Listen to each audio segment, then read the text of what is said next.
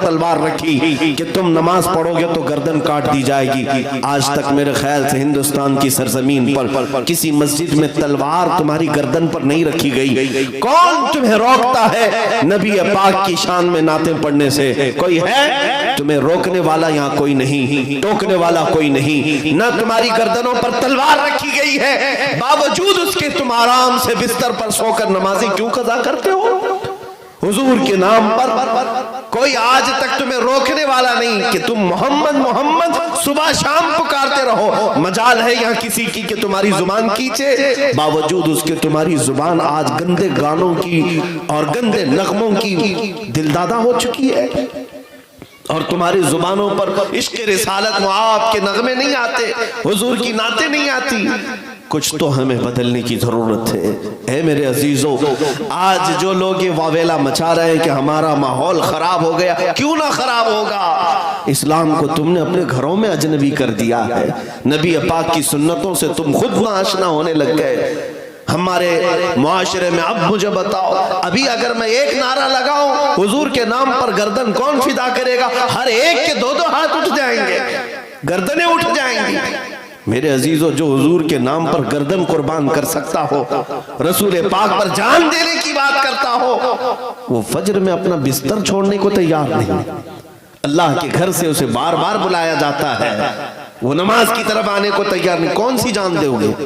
कौन सी जान दोगे? मेरे अजीजों, इस्लाम को हमने आज अपने घरों में अजनबी कर दिया।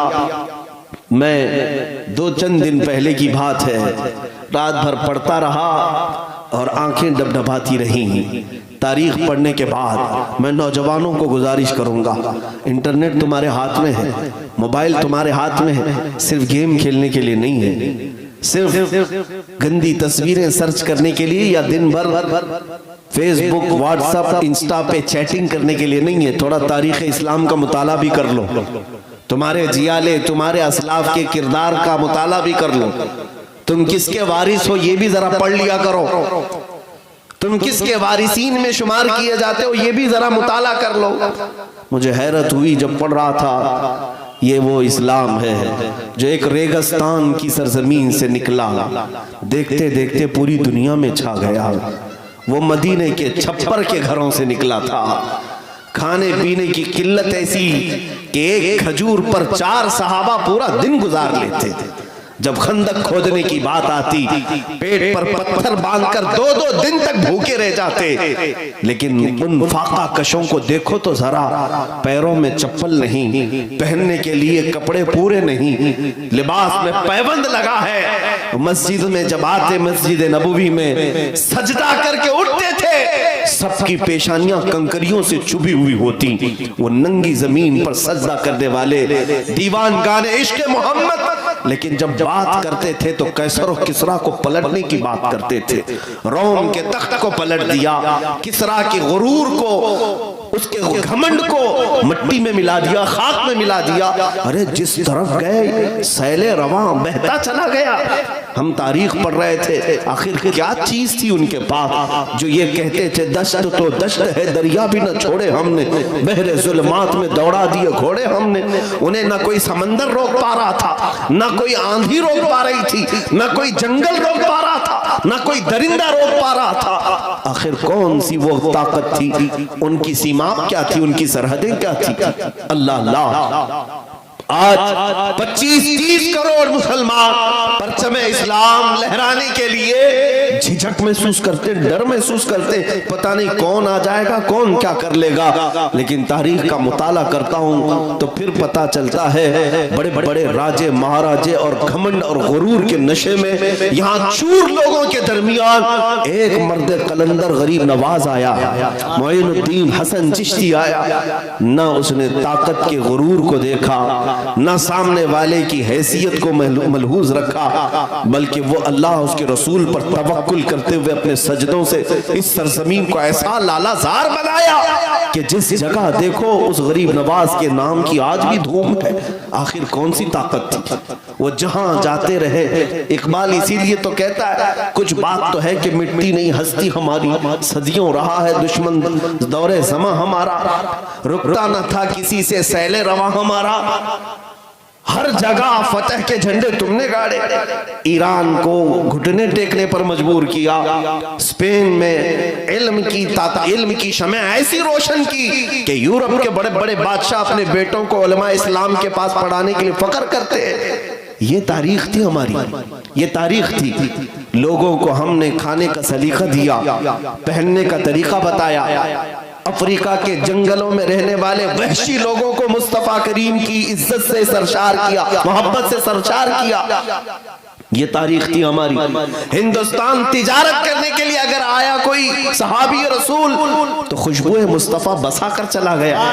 लेकिन मेरे अजीजों, आज तो करोड़ों की तादाद, इधर देखो तो टोपियों की, इधर देखो तो दाढ़ियों की एक जमात की जमात नजर आती है। लेकिन फिर मुझे वो हदीस याद आती है, मेरे आका ने फरमाया यूशकु अन तदअ अलैकुमुल उमम कमा तदअ अल अकिलतु इला कुसअतिहा।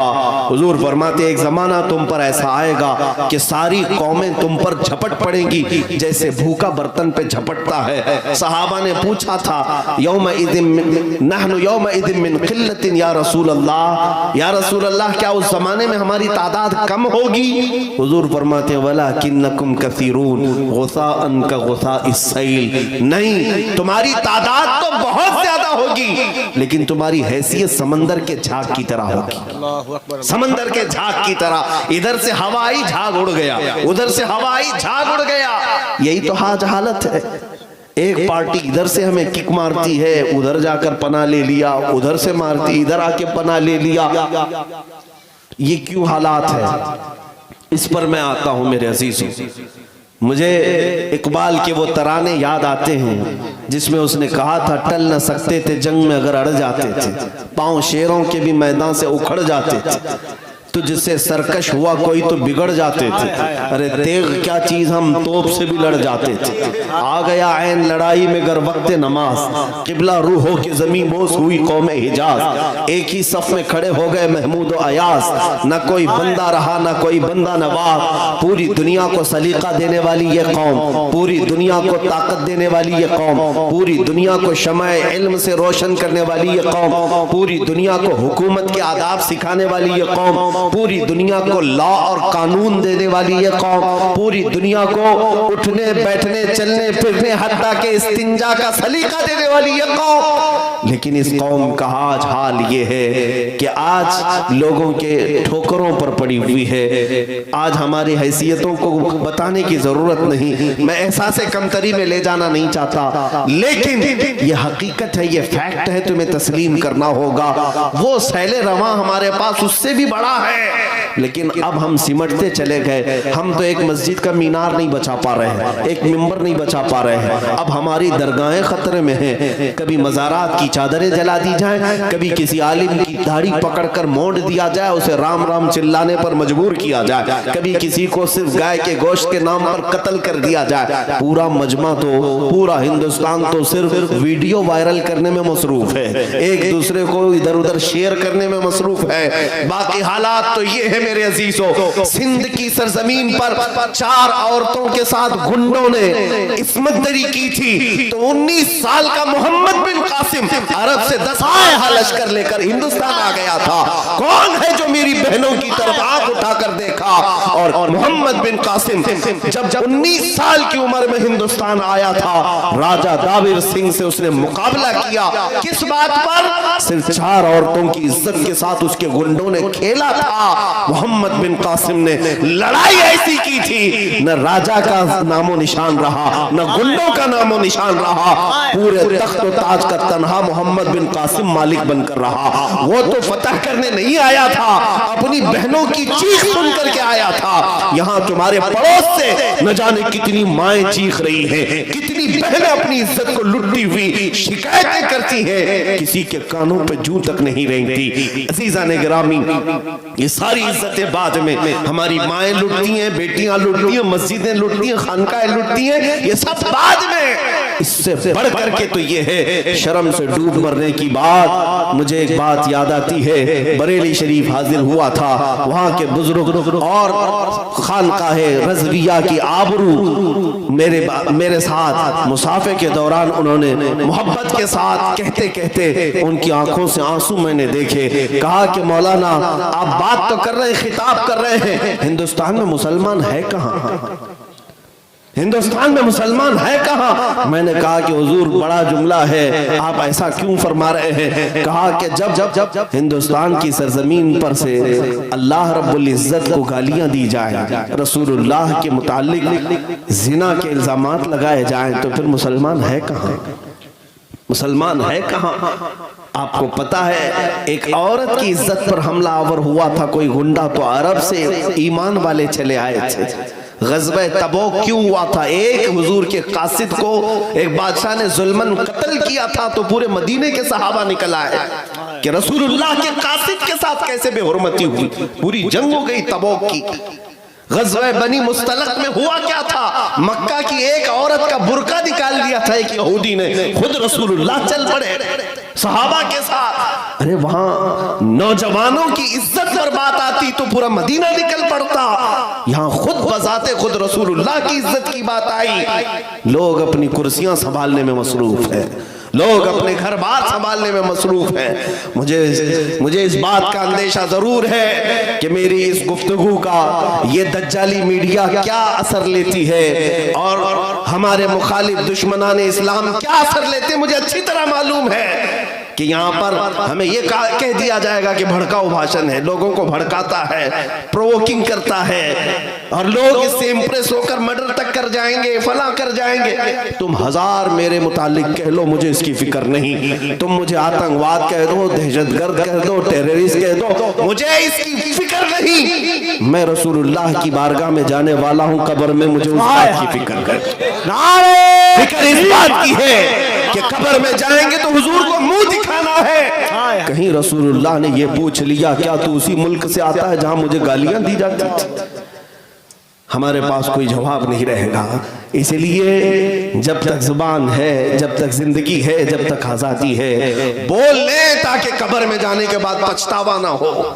ऐ मुसलमानों, मेरी इस तकरीर का अब खुलासा सुन लो। मैंने तारीख तो बताई, उसी कौम से हमारा रिश्ता है जो 313 होते, लेकिन खौफ उनके दिलों में नहीं था।